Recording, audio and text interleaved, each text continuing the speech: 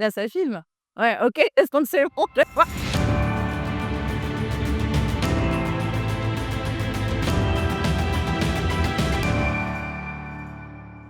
Je suis Stéphanie Lemaout, je suis le directeur financier du groupe Axtom depuis plus de 2 ans maintenant. Le rôle d'un directeur financier au sein d'un groupe, c'est celui que j'essaye de tenir au sein du groupe Axtom, c'est d'accompagner le développement de ce groupe, de ses métiers et son positionnement vis-à-vis de ses clients. C'est de trouver les moyens les plus adaptés en termes humains d'abord, de compétences, d'expertise, en termes financiers évidemment quand il s'agit de stratégie bancaire par exemple ou de financement, et aussi de plus en plus des moyens techniques et technologiques puisque c'est le monde auquel on doit se préparer désormais.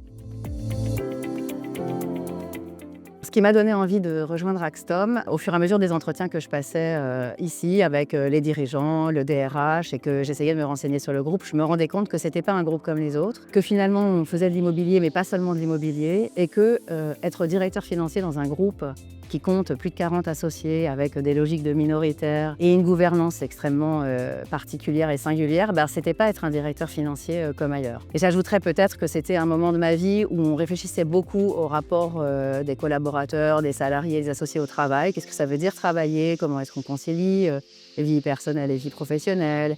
Qu'est-ce que c'est qu'un bon système attractif en termes financiers? C'est quoi le sens qu'on donne à son travail, etc. Finalement, je me disais, c'est peut-être une façon de réinventer tout ça ici. Et j'avais naturellement envie d'aller voir comment ça se passait en vrai. Voilà ce qui m'a donné envie de rejoindre le groupe Axtom.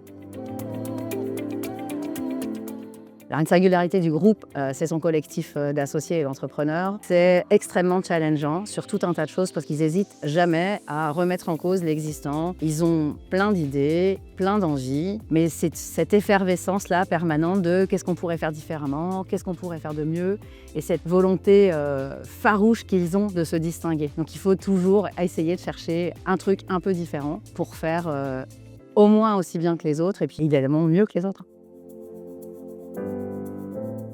Je dirais, il y a 2 choses qui me rendent fière aujourd'hui avec un premier bilan au bout de 2 ans. Je crois que j'ai réussi à fédérer presque 25 personnes en finance autour d'un projet commun qui est de devenir une direction financière état de l'art avec un vrai rôle et la conviction qu'on y apporte quelque chose. Et je crois qu'aujourd'hui, les 25 personnes avec lesquelles je travaille ont de plus en plus ce sentiment et elles l'ont ensemble et elles se sentent fortes parce qu'elles sont ensemble. La deuxième chose, c'est que je m'entends souvent dire que j'ai tort, que je me suis trompée, que j'ai pas raison, que j'ai pas compris, etc. Et pour autant, je crois que je ne perds pas cette envie de le leur dire, de continuer à leur dire quand je suis pas d'accord. Et de plus en plus, j'ai le sentiment que finalement, je suis écoutée.